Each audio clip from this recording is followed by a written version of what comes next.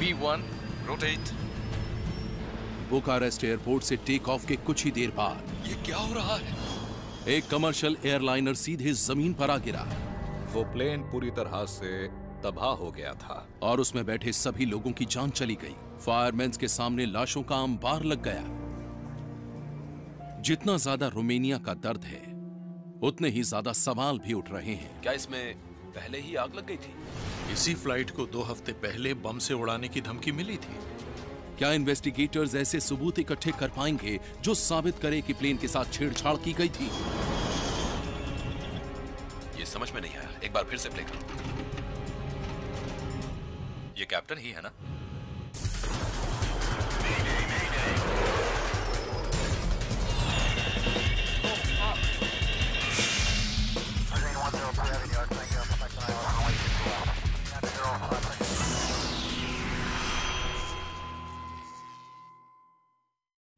ये official reports और गवाहों पर आधारित एक सच्ची घटना है। शुक्रवार की सर्द सुबह में टोरॉम फ्लाइट 371 का क्रू बुखारेस्ट के ऑटोपेनी इंटरनेशनल एयरपोर्ट से टेक ऑफ की तैयारी कर रहा है। Before takeoff checklist. Flight controls checked. Flaps at 15. Confirmed. Checklist complete. Brussels जाने के लिए 49 पैसेंजर्स एयरबस A310 में सवार हैं।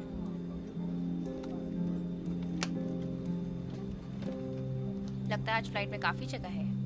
टेरी चंग एक फाइनेंशियल एडवाइजर हैं जो एक हफ्ते बाद बुखारेस्ट में अपने काम निपटाकर वापस यूएस लौट रही हैं।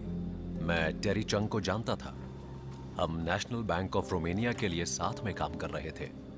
वो एक बेहतरीन एडवाइजर तो थी ही, साथ ही उतनी ही अच्छी इंसान भी थी। हम बहुत खुशनसीब थे जो हमें टेरी चंग जैसे लोगों के साथ काम करने का मौका मिला। मौसम तो एकदम बढ़िया लग रहा है। बर्फबारी के बावजूद फ्लाइट वक्त पर उड़ने के लिए तैयार है। फ्लाइट 371 टेक ऑफ के लिए तैयार। 371 टेक ऑफ कर सकती है। टेक ऑफ के लिए तैयार हो ना? Ready for take off. First officer Ian Elstoy plane को इस तरफ से उड़ाने वाले हैं। वो और उनके कैप्टन लिवियो बैटानोयू काफी अनुभवी पायलट हैं और दोनों को मिलाकर करीब 23,000 फ्लाइट आवर्स का अच्छा एक्सपीरियंस है। टेरी चंग भी लंबे वक्त से हवाई सफर करती आ रही हैं। शिकागो में भी ऐसी स्नोफॉल होता है। वो बड़ी हंसमुख लेडी थी। उन पैसेंजर्स में थी जो आपसे बातचीत करना पसंद करते हैं, आपको जानने की कोशिश करते हैं, फिर अपने बारे में भी बताते हैं और साथ बैठते ही आपके दोस्त बन जाते हैं। ये A310 टोरॉम यानी रोमानिया की स्टेट एयरलाइन की फ्लीट से जुड़ा एक नायाब मॉडर्न एयरप्लेन है। Thrust sign checked. ये पूरी तरह से ऑटोमेटेड पैसेंजर जेट्स की नई जनरेशन में सबसे बेहतरीन प्लेन है। A310 का ऑटोमेशन अलग ही लेवल का था। इसने दुनिया को दिखाया कि ट्रांसपोर्ट कैटेगरी के एयरक्राफ्ट फ्यूचर में कैसे होने वाले हैं, कितने बेहतर होने वाले हैं। B1, rotate.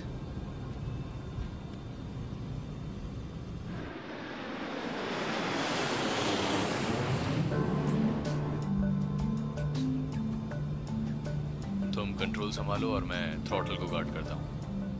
फर्स्ट ऑफिसर इस प्लेन को उड़ा रहे हैं तो वहीं कैप्टन थ्रस्ट लेवल्स को मॉनिटर कर रहे हैं, जो कि A310 का कंप्यूटर ऑटोमेटिकली कंट्रोल कर रहा है। ऑटो थ्रस्ट की वजह से पायलट्स का काम बहुत आसान हो जाता है। ये प्लेन के परफॉर्मेंस के हिसाब से उनका थ्रस्ट खुद ब खुद मैनेज कर लेता है, चाहे वो टेक ऑफ, क्लाइंब, डिसेंट, यहाँ तक कि लैंडिंग ही क्यों ना हो। हर किसी को ये प्लेन्स बेहद पसंद थे और हर कोई इनकी टेक्नोलॉजी का दीवाना था। A310 उड़ाने की बात ही कुछ और थी। वो वाकई उस वक्त के हिसाब से बहुत एडवांस्ड प्लेन था। टैरम की शान था वो plane. Positive rate, gear up. Take off बेहद आराम से हुआ। Gear up. बुखारेस्ट से ये 3 घंटे नॉर्थ वेस्ट का सफर करेंगे ब्रसल्स की तरफ। मुझे सीधे सियरा टैंगो जूलियट से कनेक्ट कीजिए। ये लो, हो गया। टेक ऑफ के तुरंत बाद प्लेन अपने पहले नेविगेशन पॉइंट की तरफ पहला लेफ्ट टर्न लेता है।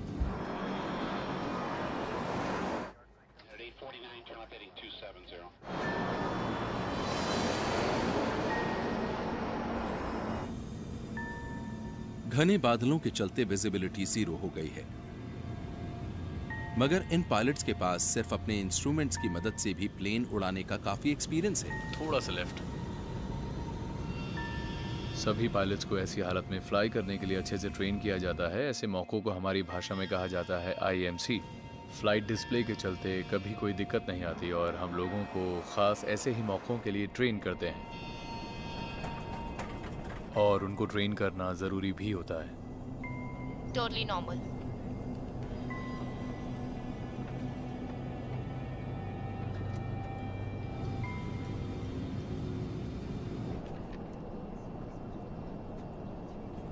मगर तभी फर्स्ट ऑफिसर को एहसास होता है कि सब कुछ ठीक नहीं है। प्लेन तेजी से लेफ्ट की तरफ मुड़ रहा है और अपने रास्ते से भटकने लगता है। 371 कंफर्म क्रॉसिंग 10,000 फीट। एयरबस को इस वक्त आराम से हवा में उड़ता रहना चाहिए था, मगर बजाय इसके ये जमीन की तरफ ड्राइव करने लगा। टेरी चंग एक बहुत ही एक्सपीरियंस ट्रैवलर थी। उन्हें अंदाजा हो गया होगा कि कोई बड़ी गड़बड़ हो गई है। उड़ान भरने के सिर्फ 2 मिनट के अंदर ही फ्लाइट पर एक बड़ा खतरा मंडरा रहा है। ये क्या हो रहा है?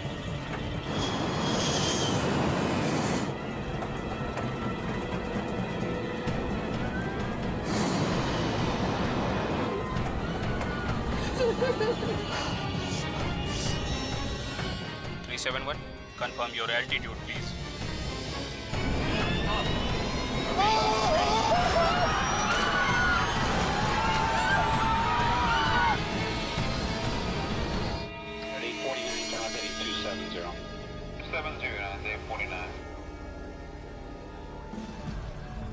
ये प्लेन एयरपोर्ट से सिर्फ 3.2 किलोमीटर दूर एक फील्ड में क्रैश हो गया। इस भयानक आग को बुझाने में करीब 1.5 घंटे का वक्त लग गया और करीब 1700 किलोमीटर दूर ब्रसल्स में लोग बेसब्री से एक खबर का इंतजार कर रहे हैं। इस प्लेन में 32 यात्री बेल्जियम से थे।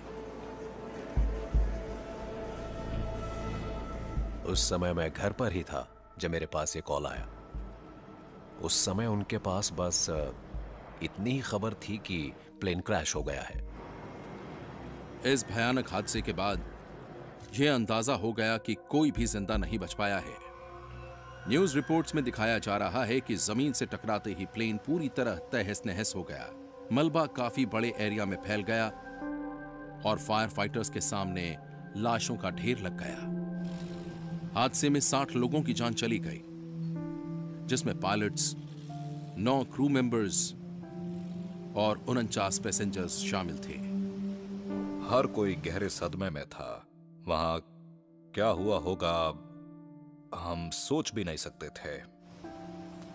जैसे जैसे दुनिया भर में यह खबर फैली, सवालों की बारिश भी तेज हो गई। क्या यह क्रैश एक एक्सप्लोजन की वजह से हुआ था? वो प्लेन पूरी तरह से डिस्ट्रॉय हो चुका था। उस प्लेन में कुछ नहीं बचा था। उसके छोटे छोटे टुकड़े हो गए थे। Sorin Stoichescu Romanian department of civil aviation की तरफ से लीड इन्वेस्टिगेटर थे। कई लोग ये कह रहे थे कि बीच हवा में ही प्लेन में धमाका हो गया था। इस बात से ये अंदाजा लगाया जा रहा था कि प्लेन एक आतंकी हमले का शिकार हुआ है या उसमें कोई बम था। दोनों अफवाहें उड़ रही थी। पर क्या वाकई कोई बम था या फिर किसी और ने जानबूझकर इस पैसेंजर प्लेन के साथ कोई छेड़छाड़ की थी? रोमानियन इन्वेस्टिगेटर्स के सामने हादसे की साइट पर जाते वक्त यह सबसे जरूरी और पेचीदा सवाल था। टरोम फ्लाइट 371 बुखारेस्ट के बाहर एक लोकल ट्रेन स्टेशन से कुछ ही मीटर की दूरी पर एक खेत में आकर टकरा गई थी। प्लेन में सवार सभी 60 लोगों की मौत हो गई और इस तरह ये रोमानिया के इतिहास का सबसे बड़ा हवाई हादसा साबित हुआ। एरिया सील कर दो और मीडिया को दूर रखो। हादसे की आग अभी भी ठंडी नहीं पड़ी है और लीड इन्वेस्टिगेटर सोरिन स्टोइचेस्कू और उनकी टीम अपनी इन्वेस्टिगेशन शुरू कर चुकी है। ये हादसा वाकई बहुत दर्दनाक था। आधा एयरक्राफ्ट तो जमीन के अंदर ही धंस गया था। चारों तरफ मलबा फैला पड़ा था। देखकर बहुत बुरा लग रहा था। फ्रांस में तैयार हुआ A310 प्लेन आज के दौर में उड़ रहे सभी प्लेन्स में से एक बेहद पॉपुलर प्लेन है। इस तरह के सैकड़ों प्लेन्स दुनिया भर की दर्जनों एयरलाइंस इस्तेमाल कर रही है। इस हवाई हादसे पर कई लोग नजर रखे हुए थे। यह हादसा क्यों हुआ ये जानने की सबको जल्दी थी और इन्वेस्टिगेटर्स पर इसके चलते बहुत प्रेशर था।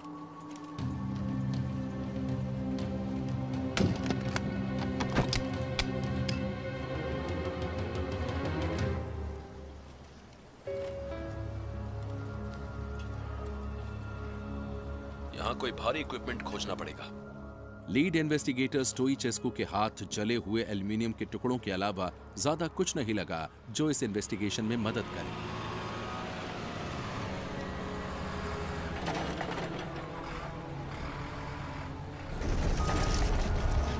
हमें एक एक टुकड़े को उठाकर जांच करनी पड़ेगी। इसे वहां रख दो प्लीज। ज्यादातर मलबा प्लेन के टकराने की वजह से बने 20 फुट गहरे गड्ढे में दबा हुआ था। इस गहरे गड्ढे से मलबा निकालना बहुत मुश्किल काम साबित हो रहा था। इम्पैक्ट का जो एंगल था वो बहुत ही सीधा था। स्पीड बहुत तेज थी और वो असल में जमीन के बहुत अंदर धंस गया था।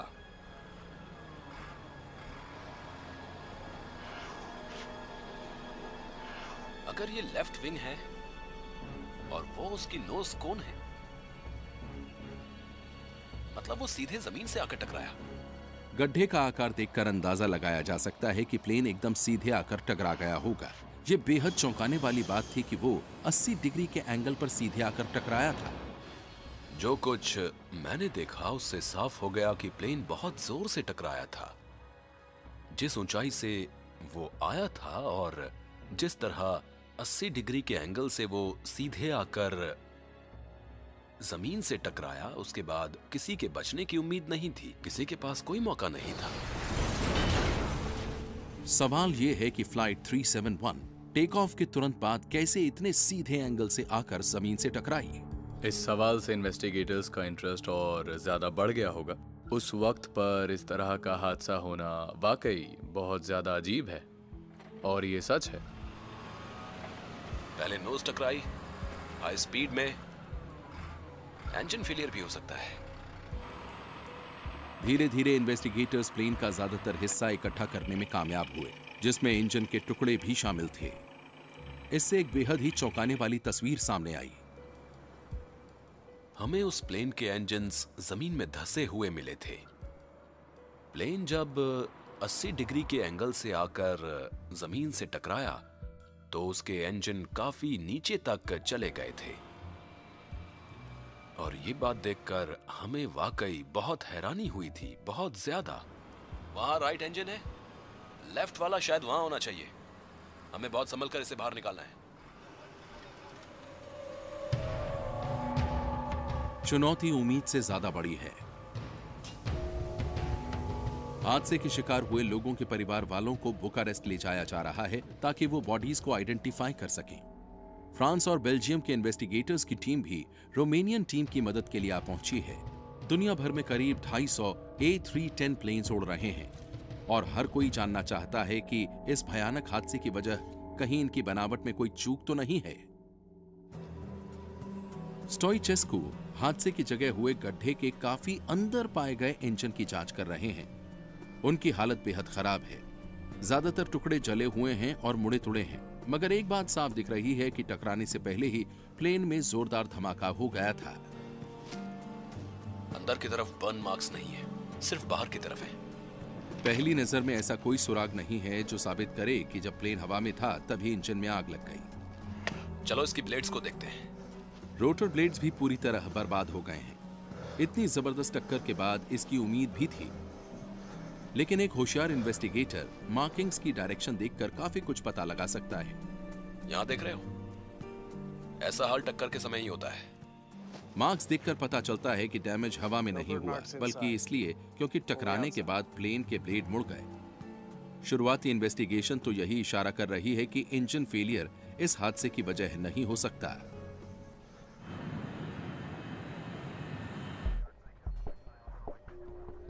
उन्होंने अपना टर्न बिल्कुल इसी जगह से शुरू किया था। इन्वेस्टिगेटर्स ने उस वक्त ड्यूटी पर मौजूद एयर ट्रैफिक कंट्रोलर से भी बात की। उनके हिसाब से टेक ऑफ पूरी तरह नॉर्मल था और कोई गड़बड़ नहीं थी। रेडियो कम्युनिकेशन भी रूटीन ही थे, मगर तभी उन्हें ये ऐसे करना था। ऐसे तो बिल्कुल नहीं। उन्होंने देखा कि फ्लाइट 371 टेक ऑफ के तुरंत बाद ही रास्ते से भटक गई, और स्टोइचेस्कू को इसकी एक वजह भी समझ में आई। तो क्या उन्होंने उसे डी आइस किया या नहीं? स्टोइचेस्कू सोच रहे थे कि हल्की सी बर्फबारी के चलते इस प्लेन के विंग्स पर बर्फ तो नहीं जम गई थी। खराब मौसम किसी भी खतरनाक हादसे की एक वजह तो हो सकता है। उन्होंने किया था? किस वक्त किया? 9 AM। मगर इन्वेस्टिगेटर्स को बताया गया कि प्लेन को टेक ऑफ से पहले अच्छी तरह से डी आइस किया गया था और पायलट्स को भी मौसम के बारे में ब्रीफ कर दिया गया था।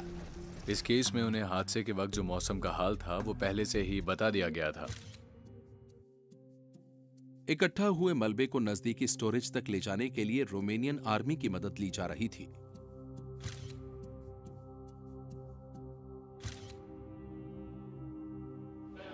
रोमानिया की आंखें नम थीं और लोगों के दिलों में कई तीखे सवाल भी थे।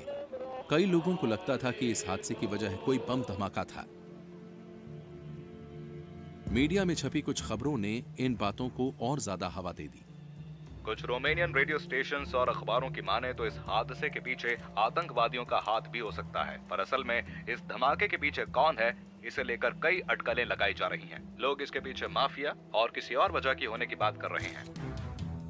इन्वेस्टिगेशन ठीक से शुरू भी नहीं हुआ कि इसी बीच एक बम होने की खबर के चलते बुकारेस्ट एयरपोर्ट बंद कर दिया गया। एक अनजान कॉलर का दावा है कि पेरिस से टरोम जाने वाली फ्लाइट में बम है। क्या ये दोनों मामले आपस में जुड़े हैं? प्लेन को वापस लौटाया गया, पर इस पर कोई बम नहीं मिला। हमें पूरा वक्त लेना पड़ता है। काफी इन्वेस्टिगेशन के बाद हमें फिर पूरे हादसे को रिकंस्ट्रक्ट करना होता है और हादसे की हर मुमकिन वजह तलाशनी होती है। आई विटनेसेस ने बम की थियरी को ही सपोर्ट किया। तो टकराने से पहले ही उसमें आग लगी हुई थी। एक से ज्यादा विटनेसेस का कहना था कि उन्होंने प्लेन को जमीन से टकराने से पहले एक धमाके के साथ जलता हुआ देखा था।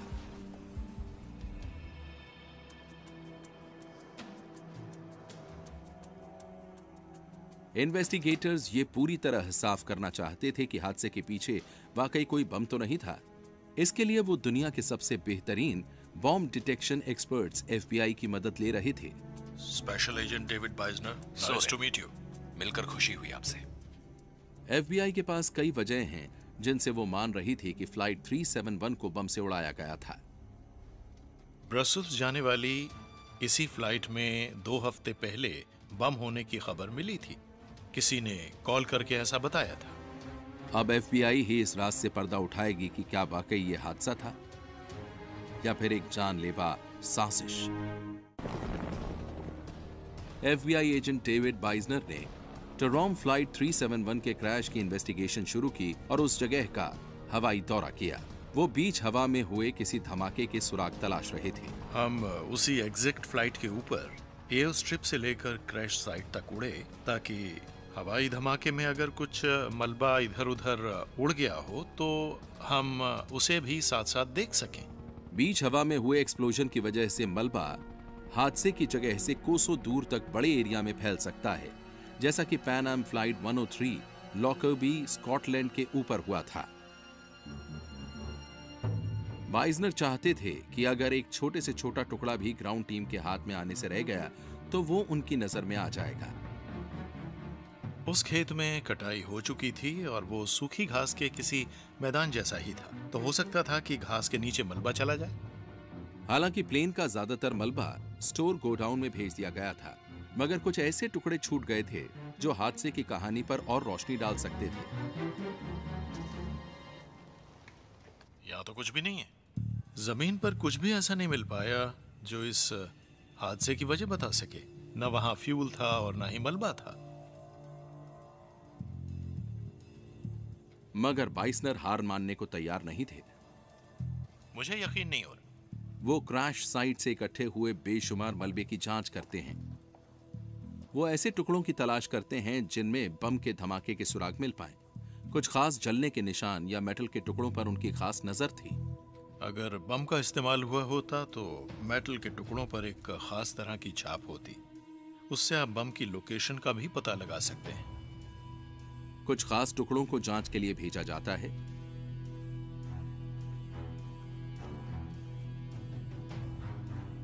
और उनका केमिकल एनालिसिस किया जाता है। आपको हर कीमत पर फैक्ट्स के साथ ही चलना होता है। अपना सच वही है जो हम देख सकते हैं। मैंने देखा कि वो जलता हुआ ही नीचे आ रहा था, बहुत तेजी से। लोग क्या सोचते हैं, क्या कहते हैं, न्यूज में क्या चल रहा है, वो सब कुछ बाद की बात है। पूरे 5 दिन तक लगातार चली जांच के बाद एफबीआई को यकीन था कि उनको सभी जवाब मिल जाएंगे। फ्लाइट 371 पर किसी तरह का बम होने या फिर किसी क्रिमिनल साजिश का कोई सुराग हमें नहीं मिला। मैंने ये केस बंद कर दिया।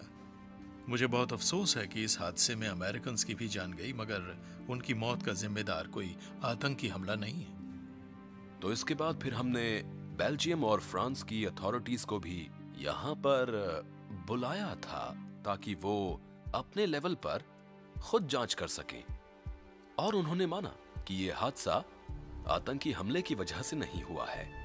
मैं निजी तौर पर इस बात से सहमत हूँ कि ये क्रैश एक एक्सीडेंट था। जिन्होंने बीच हवा में धमाका देखने की बात कही, वो शायद उनकी नजरों का धोखा था। जमीन से देख रहे किसी इंसान को जो धमाका नजर आया, वो हो सकता है धमाका ना हो बल्कि प्लेन का कोई हिस्सा टूट कर गिरा हो, और ये कहीं ना कहीं मिसअंडरस्टैंडिंग भी हो सकती है। एफबीआई ने भले ही अपना काम कर दिया हो, मगर रोमानियन इन्वेस्टिगेटर्स अभी भी हादसे की असली वजह तलाशने में जुटे थे। टरोम पायलट और इंस्ट्रक्टर ऑरेलियन बोटेजाटू को इस इन्वेस्टिगेशन में मदद के लिए बुलाया गया। मुझे मीडिया की तरफ से और खुद टरम के लोगों की तरफ से काफी प्रेशर महसूस हो रहा था जब मुझे भी एक इन्वेस्टिगेटर के तौर पर चुना गया। बोटेजाटू को पता लगाना था कि क्या प्लेन टेक्निकली ठीक था, क्या A310 का मेंटेनेंस सही से किया गया था, और क्या रिसेंटली उसकी कोई सर्विस की गई थी। मेंटेनेंस एक्टिविटीज जो हैं वो हमेशा एक एक्सीडेंट की बड़ी वजह हो सकती है, क्योंकि वहीं पर आखिरी बार किसी प्लेन के मैकेनिकल कॉन्फ़िगरेशन को हाथ लगाया जाता है, और उसका यही प्रोसेस है। इस पैसेंजर जेट का लॉग बुक इन सवालों से पर्दा उठा सकता है, जिसमें फ्लाइट की सर्विस हिस्ट्री के सभी रिकॉर्ड मिल सकते हैं।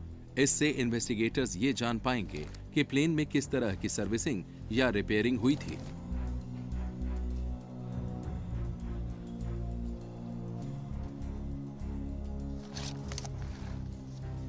अब तक तो सब ठीक है। बोटेजाटू को दिखता है कि सभी सर्विस और मेंटेनेंस अपने वक्त पर और ध्यान से किए गए थे। तो कुछ भी अजीब नहीं मिला?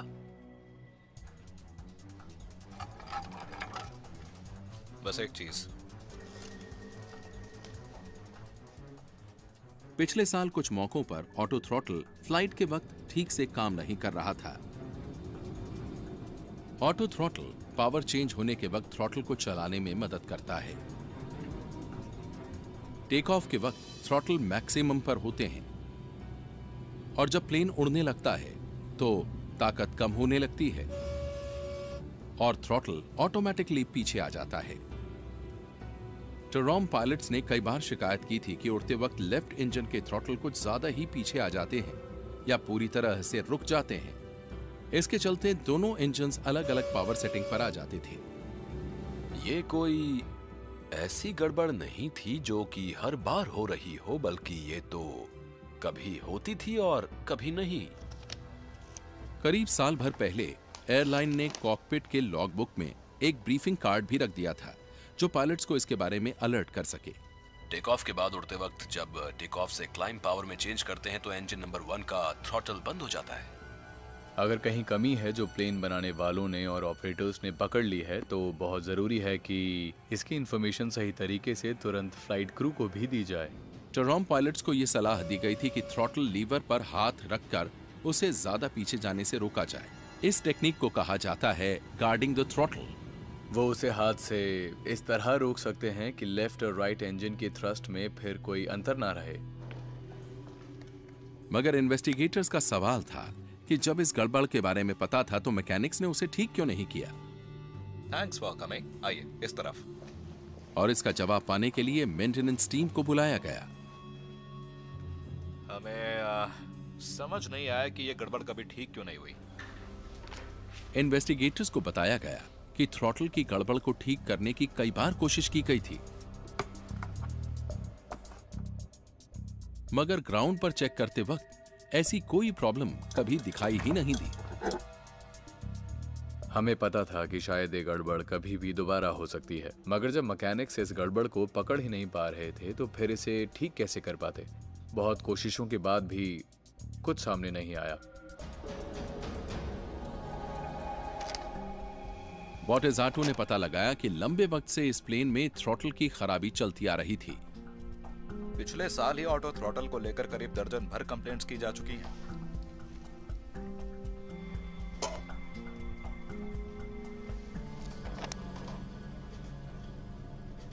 पर ये तो खुद कैप्टन ने की है। लीड इन्वेस्टिगेटर स्टोइचेस्कू देखते हैं कि कैप्टन बेटानोयू ने खुद कुछ महीने पहले इस गड़बड़ की शिकायत की थी।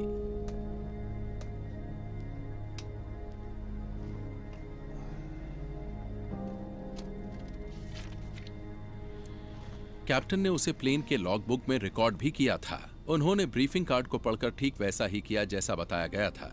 उन्होंने खराब थ्रॉटल को अपने हाथ से पकड़कर पीछे जाने से रोका था और वो काम भी कर गया था। इस सिस्टम की खराबी प्लेन बनाने वालों को भी पता थी और ऑपरेटर्स को भी इसकी समझ थी। पायलट्स को इस इमरजेंसी के वक्त क्या और कैसे करना है इसकी ट्रेनिंग भी दी गई थी। अगर उन्हें इसका पता था और वो इसका हल जानते थे तो इससे एक्सीडेंट कैसे हुआ होगा? बात समझ से बाहर है।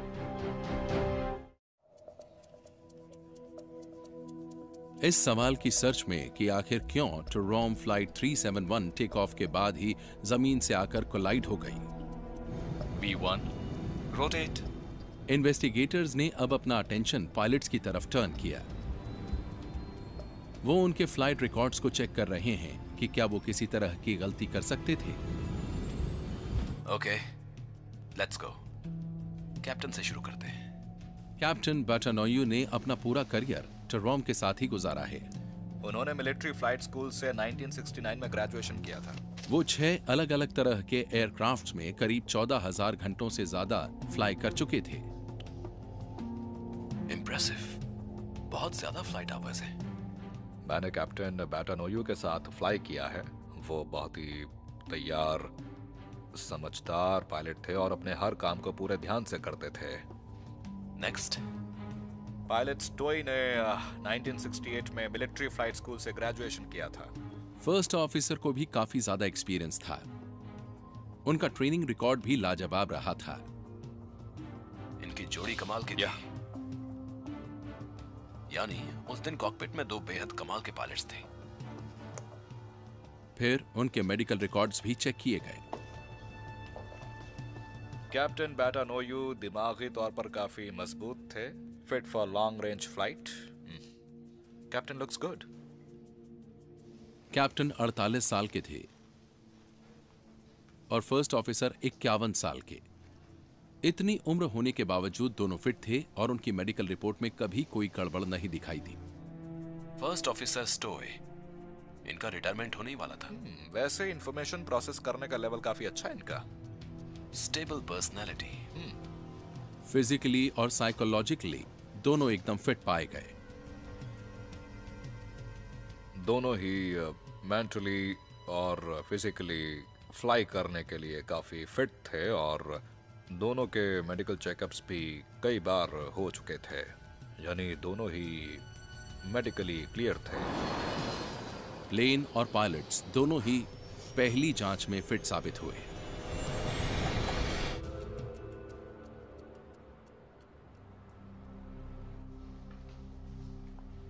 ब्लैक बॉक्स रिकॉर्डिंग के लंबे इंतजार के बाद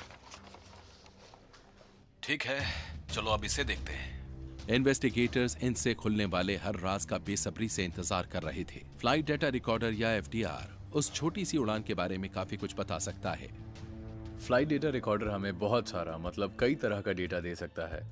इसमें दर्जनों फ्लाइट पैरामीटर्स, एयरक्राफ्ट सिस्टम की सभी चीजों की जानकारी होती है। डेटा के पहले मिनट में कुछ भी ऐसा नहीं था जिसमें किसी गड़बड़ का इशारा हो। 371 टेक ऑफ के लिए तैयार है। इससे साफ हो गया कि फ्लाइट का टेक ऑफ एकदम नॉर्मल था, जैसा कि एयर ट्रैफिक कंट्रोलर ने भी बताया था। मगर जैसे ही प्लेन हवा में जाता है और अपना पहला लेफ्ट टर्न लेता है, वहीं से डेटा में कुछ अजीब सी चीजें सामने आने लगती हैं। ये क्या है? Look at the bank angle. Turn लेने के बाद सीधा होने की जगह प्लेन और ज्यादा तेजी से झुकने लगा और करीब 170 डिग्री के एंगल तक घूम गया। और हाइट क्या है इसकी?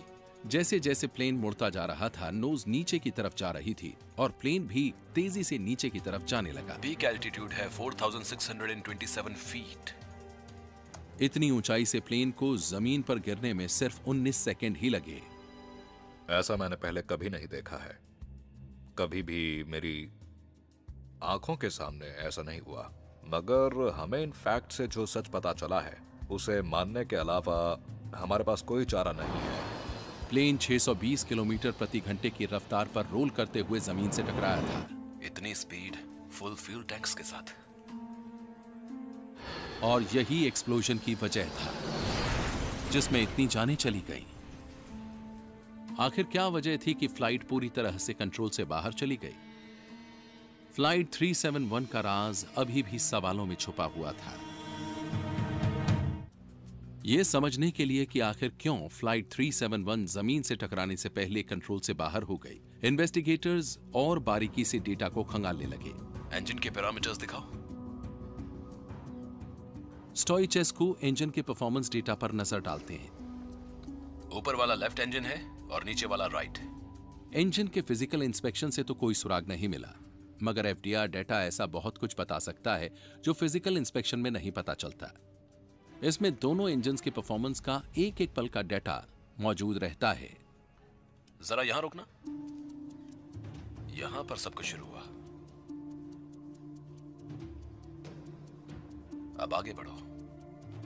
टेक ऑफ के वक्त दोनों इंजन्स मैक्सिमम पावर पर थे, जैसा कि उनको होना चाहिए था। और तभी लेफ्ट इंजन का पावर अचानक से बंद होने लगता है। यह सब कुछ सिर्फ 610 मीटर की ऊंचाई पर हुआ और इससे एक इंबैलेंस बनने लगा। प्लेन तो वैसे ही उस वक्त लेफ्ट टर्न ले रहा था, पर जैसे ही लेफ्ट इंजन का पावर खत्म हुआ, वो और तेजी से लेफ्ट की ओर झुकने लगा और रास्ता भटक गया। तुम्हारे पास फ्लाइट की थ्रस्ट सेटिंग है? हाँ है। तो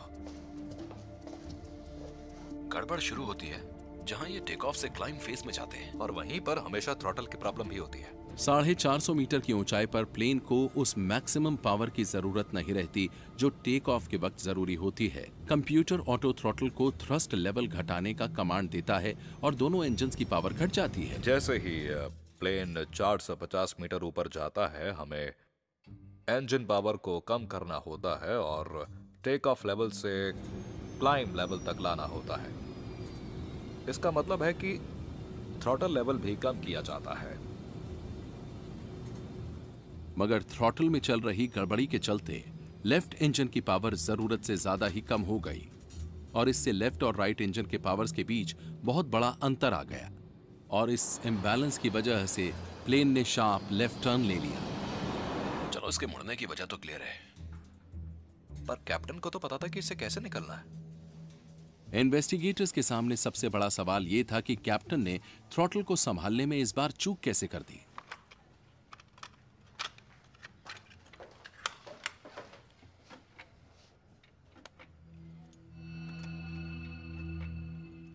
कॉकपिट के वॉइस रिकॉर्डर में 2 मिनट की एक ऑडियो रिकॉर्डिंग इस अहम सवाल का जवाब देने में मदद कर सकती है। Okay, let's go. आखिर पायलट ने प्लेन को बचाने के लिए थ्रॉटल को अपने हाथ से कंट्रोल क्यों नहीं किया? 371 clear for take off. Take off के लिए तैयार होना। Ready for take of.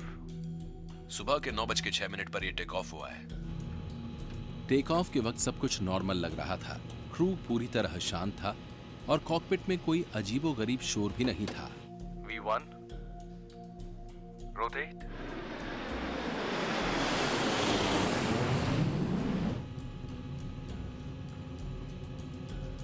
तुम कंट्रोल संभालो, मैं थ्रॉटल को गार्ड करता हूं। टेप को रोको। ये तो कैप्टन है। उन्होंने कहा कि वो थ्रॉटल को पीछे जाने से रोक कर रखेंगे। तुम कंट्रोल संभालो, मैं थ्रॉटल को गार्ड करता हूं। कैप्टन अपने फर्स्ट ऑफिसर को कहते हैं कि वो खराब थ्रॉटल को खुद संभालने के लिए तैयार हैं। So he knew what to do. एक बहुत बड़ा सुराग हाथ लगा था कि कैप्टन ने वही किया जो उन्हें करना चाहिए था। हर पायलट वहां पर ये बात साफ साफ कह रहा है कि वो क्या करने वाला है, और रिकॉर्डिंग पर भी उनकी बात एकदम साफ साफ रिकॉर्ड हुई है। ओके, वो टेक ऑफ मोड में है, एक्सेलरेट कर रहे हैं, एल्टीट्यूड को गेन कर रहे हैं, विंग्स लेवल ठीक है। आगे चलो। Flaps up.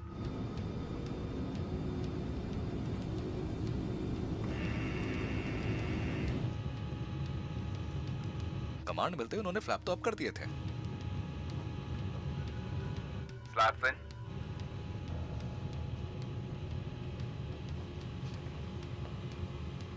ये कुछ अजीब है।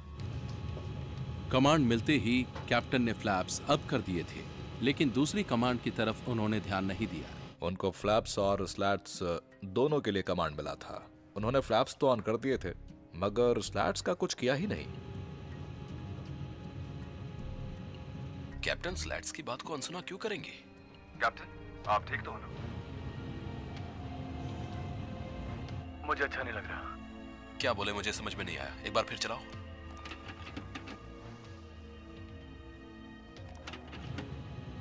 इन्वेस्टिगेटर्स ने 3 ऐसे शब्द सुने जो इस हादसे की असली वजह से पर्दा उठा सकते हैं। मुझे अच्छा नहीं लग रहा। कैप्टन ने अपने फर्स्ट ऑफिसर से कहा कि उनकी तबीयत गड़बड़ है, और फिर तभी सीवीआर में एक कराहने की आवाज सुनाई दी। हम लोगों को जो आवाज सुनाई दी थी वो कुछ इस तरह की थी, कुछ ऐसे। इन्वेस्टिगेटर्स मान रहे थे कि यह दर्द से जूझ रहे इंसान की आवाज थी। ये तो कैप्टन ही है ना? टेरोम फ्लाइट 371 के कॉकपिट वॉइस रिकॉर्डर को सुनते ही इन्वेस्टिगेटर्स को मिली एक दिल दहला देने वाली इंफॉर्मेशन। और इस साउंड के बाद कोई साउंड नहीं। कैप्टन के ये बताने के बाद कि उनकी तबीयत बिगड़ रही है, वो एकदम खामोश हो गए, और फिर उसके बाद उनकी कोई आवाज नहीं सुनाई दी। फर्स्ट ऑफिसर अकेले पड़ गए और उनको सब कुछ संभालना पड़ रहा था। कैप्टन ब्लैक बॉक्स रिकॉर्डिंग से पूरी तरह से गायब हो गए थे। फिर ना उनकी कोई आवाज सुनाई दी और ना उनके होश में होने की कोई और निशानी मिली। मुझे लगता है कि इसके फौरन बाद कैप्टन बेहोश हो गए होंगे। इन्वेस्टिगेटर्स का मानना है या तो कैप्टन बाटानोयू को हार्ट अटैक आ गया था, या फिर वो बेहोश हो गए थे, जिसकी वजह से उनकी जान चली गई। हे, कैप्टन। और उसी वक्त लेफ्ट थ्रॉटल पीछे हो गया। लगता है किसी ने भी थ्रॉटल को नहीं पकड़ा हुआ था। और दोनों इंजन्स के पावर में बेहिसाब अंतर आ गया। एक पायलट बेहोश थे तो सारी जिम्मेदारी फर्स्ट ऑफिसर के सर पर आ गई थी। उनका ध्यान हर तरफ भटका हुआ था। एक तरफ वो प्लेन भी उड़ा रहे थे और दूसरी तरफ वो कैप्टन को भी देख रहे थे और शायद उनको संभालने की कोशिश कर रहे थे। hey! अब तक फर्स्ट ऑफिसर पूरी तरह से कंट्रोल लूज कर चुके थे। प्लेन काफी ज्यादा लेफ्ट की तरफ घूम चुका था और ऊपर जाने की जगह नीचे गिर रहा था। प्लेन का नोज नीचे की तरफ गिर रहा है तो प्लेन 50 डिग्री से भी ज्यादा लेफ्ट की तरफ झुक रहा है। प्लेन अब तक पूरी तरह से पलटी खा चुका था और घूमता हुआ आकर सीधे जमीन से टकरा गया। इन्वेस्टिगेटर्स इस नतीजे पर पहुंचे कि फर्स्ट ऑफिसर को अंदाजा ही नहीं था कि हालात कितने भयानक थे जब तक प्लेन बादलों से बाहर नहीं आया। प्लेन उस वक्त 650 मीटर से भी नीचे आ गया था जब हमने उनके चिल्लाने की आवाज सुनी थी। उसके बाद हमें और कुछ सुनाई नहीं दिया। आखिरकार इन्वेस्टिगेटर्स के आगे तस्वीर साफ हो गई कि उस दिन फ्लाइट 371 में क्या हुआ था। सभी सबूतों को मिलाकर यह साफ हो गया कि फर्स्ट ऑफिसर उस वक्त किन हालातों में थे। एक के बाद एक हर गड़बड़ी पर से पर्दा उठ चुका था। सिर्फ 1 मिनट और सब तबाह हो गया।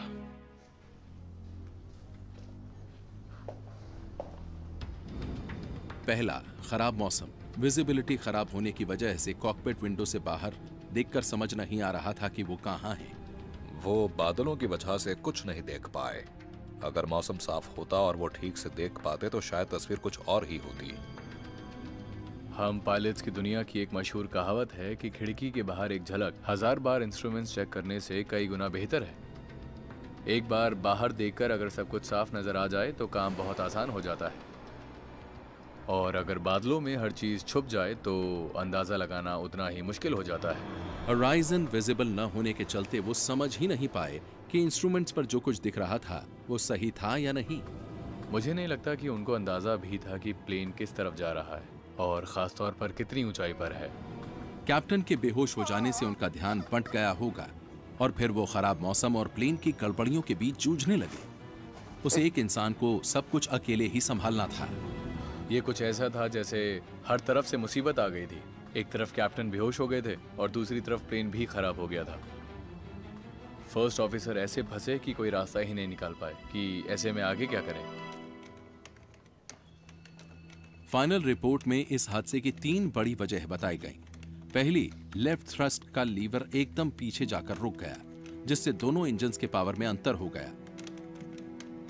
दूसरा, शायद कैप्टन होश में नहीं थे। और तीसरा, फर्स्ट ऑफिसर अपने प्लेन के कंट्रोल खोने के बाद उसे संभालने में नाकामयाब रहे, जिसके लिए कुछ लोग उनको जिम्मेदार मान सकते हैं। वो एक बेहतरीन पायलट थे, मगर इस केस में 2 इश्यूज थे। एक तो कैप्टन बेहोश हो गए थे और दूसरा ये कि प्लेन का थ्रॉटल खराब था। उन्होंने वही किया जो उन्होंने ट्रेनिंग और अपने एक्सपीरियंस से सीखा था।